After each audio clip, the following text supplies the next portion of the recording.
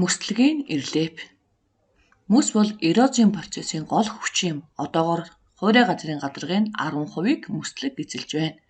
Бүрхүүл болон уулын мөслөг мөсний хайлсан усны үйл ажиллагаар үүснэ. Гадаргын хэлбэрийг мөсөн идэвхүй, буржгар хад, хонин чулуу, твшин хөндий, кар гэх мэт мөсөн хуримтлалын морионы тал, морионы толгод, мөсний усны буюу плюглициал гэгчлэн ангилдаг.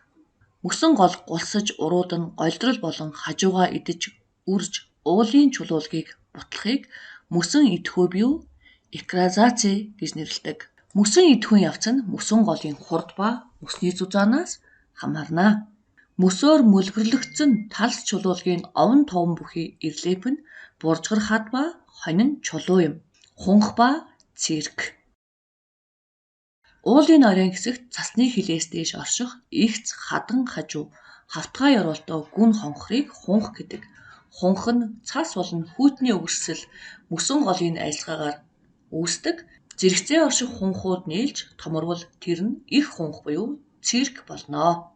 Твшин хөндий.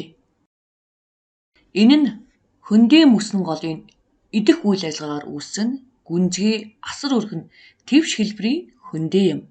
Энэ хөндийн ёроол нь их өргөн хавтгай. Морионоор хүчгдэх ба голын хөндийг бодвол арай шулуун.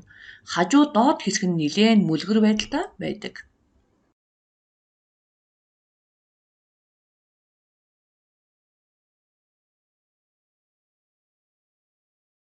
Кам. Эртний мөслөгт автаж байсан нутгийн талуудад бүрлдэн тогтдог эрс хажуу хавтгай орой бүхий эрлепийн 100 хэлбэрийн дов толгодыг кам гэж нэрлэдэг.